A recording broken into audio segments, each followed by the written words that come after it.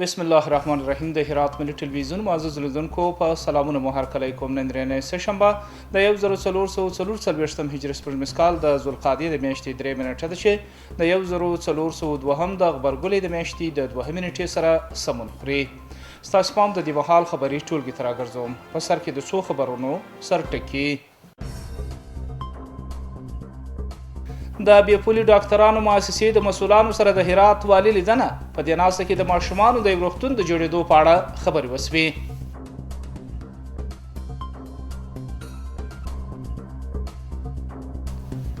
د امیر المؤمنین شهید ملا اختر محمد منصور د اووم تلین څخه په هرات کې لمانځنه برخوالو پر یووالي ټینګار وکړ.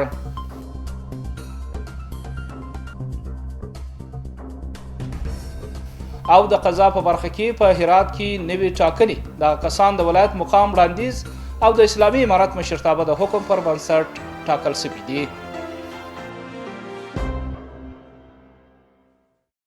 او اوس پام وکړئ بشپړ خبرونو ته. د بیپولي ډاکټرانو د مؤسسې مسؤلینو په داسې حال کې چې د عامې روغتیا د بهرنیو اړیکو استازي ښار جوړونې او مسکن رئیسانو حضور درلود، د هرات والي شیخ الحدیث مولانا نور احمد اسلام جار سره لیدنه وکړه. په دې لیدنه کې هغوی د سیمه ییزې ادارې د همکاریو او همغږیو څخه قدرداني وکړه او د ماشومانو لپاره د یو سمبال روغتون د جوړولو په برخه کې خپل پلان د هرات والي سره شریک کړ. هغوی د راز په دې برخه کې د همکارۍ غوښتنه وکړه. وروسته د هرات والي شیخ الحدیث مولانا نور احمد اسلام جار د بیپولي ډاکټرانو د کړنو څخه په قدردانۍ په دې برخه کې د سیمه ییزې ادارې د هر اړخیزې همکارۍ ډاډ ورکړ. د امیر المؤمنین شهید ملا اختر محمد منصور د شهادت د اووم تلین څخه په هرات کې لمانځنه وسوه. د سیمه ییزې ادارې مسؤلین وایي په هیواد کې سوله او ثبات، د امنیت تامین او د خلکو د ژوند وضعیت سمون د شهید منصور د موخو او هیلو څخه وو. د بل لوري یو شمېر ګډونوالو د اسلامي امارت مشرتابه څخه غوښتي چې د شهیدانو کورنیو ته لا پاملرنه وشي. نور حال په رپورټ کې. د دولتي ادارو یو شمېر مسؤلینو پخوانیو مجاهدینو او علماء کرامو د شهید ملا اختر محمد منصور د شهادت د کلیزې لمانځنې په غونډه کې ګډون کړی و. هغوی وویل افغانستان یو مجاهد پال هیواد دی او ګاونډیو ته هم د دغه زړورو مجاهدینو اتلولي یوه بیلګه ده.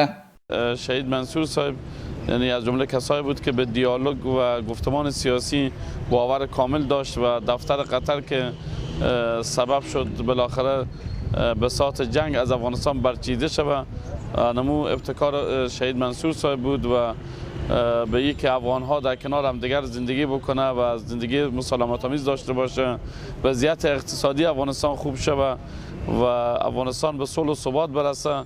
اینا از اهداف و کارنامه های آن شهید والا مقام بود که در مجلس امروز به بعضی از کارنامه های درخشان از اونها پرداخته شد.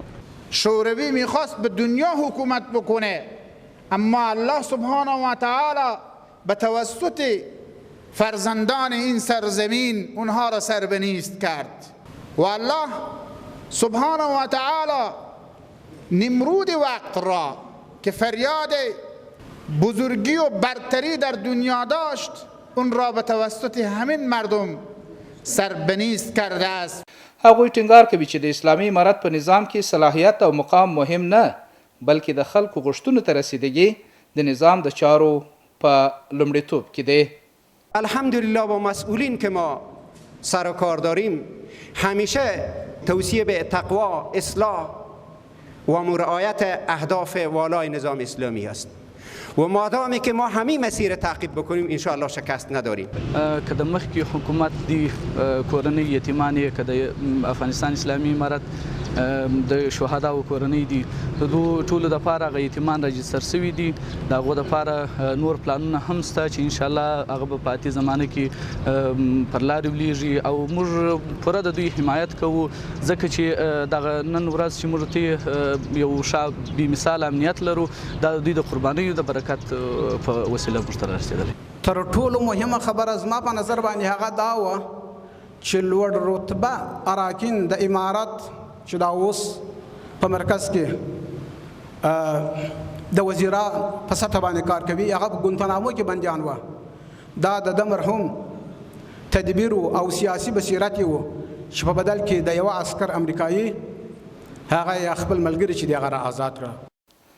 دا بل لوري یو شمېر جهادي او فرهنګي څیرو وویل شهیدانو د دیني ارزښتونو ساتنې لپاره ځانونه قربان کړل چې باید یې یادونه وسی. اگر شهادت نمی بود، اگر شهیدی نمی بود، استقلال افغانستان ناممکن بود. مردان وطن ما به مقابل روس‌ها، امریکایی‌ها و در طول تاریخ به مقابل انگلیس‌ها همیشه قربانی دادن، شهید دادن تا ما ملت آزاد و سربلند باشیم و پس باید به پاسداری از خون شهید راه شهید ادامه داد. باور به این داشته باشین برادرها که ملت افغانستان هر فرد به اونا خدمت کنه محبوب هستن. اگر همین عضو خانواده از اون به خیانت کنه دشمن او است. جهاد یک چیزی است که او پاسداری میخواد. وقتی تلفات میدیم، وقتی جانشینی میکنیم، یعنی کسانی که میمانن و افغانستان آرامش میدن، او پاسداری میخواد که یک نظام باشه، نظام امارت اسلامی افغانستان وجود داره که یک اهمیت خاصی به ما شما وجود آورده.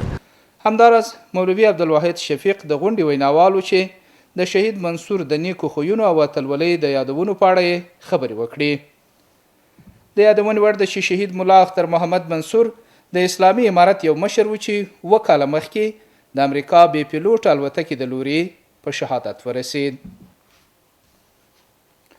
د ولایت مقام د وړاندیز او د اسلامي امارت مشرتابه د حکم پر بنسټ ملا عبدالودود ادریس د هرات د فرامینو او احکامو د تعقیب او څارنې رئیس مولوی عبدالظاهر جبیر د عسکري لومړنۍ ریاست د تعقیب چارسنباله او ملا همایون د استناب فرمانونو او احکام د تعقیب او څارنې ریاست د کورنی او بهرنی امنیت چارسنباله په توګه ټاکل شوی او د ولایت د دفتر رئیس مولوی محمد طیب نجات او د بشري منابع امیر ملا دستگیر الهام په حضور کې د ولایت مرستیال مولوی عبدالقیوم روحانی د لوري همکارانو ته معرفي شوه.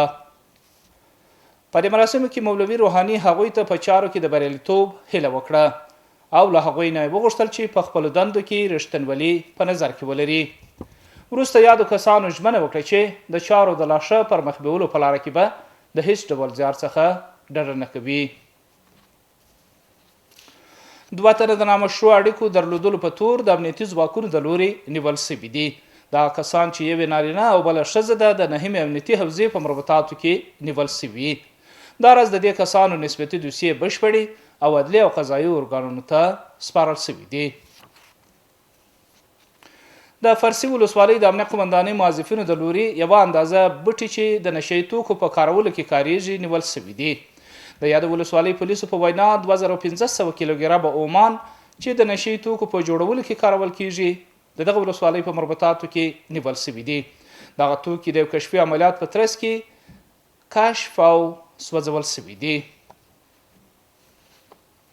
او اوس هم د سبا ورځې د هوا حالات. ګرانو دوستانو د ما سلامونه ومنئ، شپه مو په خیر. اوس هم پاملرنه وکئ د سبا ورځې د هوا حالاتو ته. چهارشنبه هرات شهر المر الور درجه 14 تیتای 18، غوریان المر الور درجه 18 تیتای 19، کروخ المر الور درجه 10 تیتای 14 او پشتون زرغون المر الور درجه 11 تیتای 18.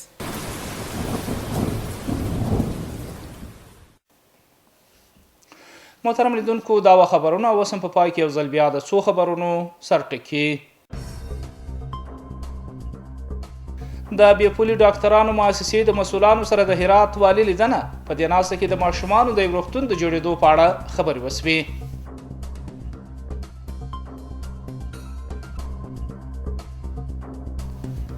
د امیر المؤمنین شهید ملا اختر محمد منصور د وم تلین څخه په هرات کې لمانځنه برخوالو پر یووالي ټینګار وکړ.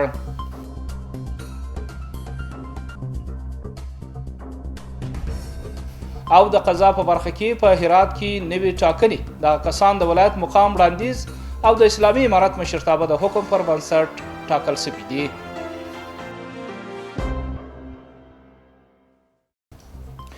محترم لیدونکو دا د دې مهال خبرې ټولګه چې ستاسو قدرمنو حضور ته وړاندې شوه. تر بیا مو په لوی او مهربان الله سپارم. هر چیرې چې اوسئ خوشحاله شبې ولرئ.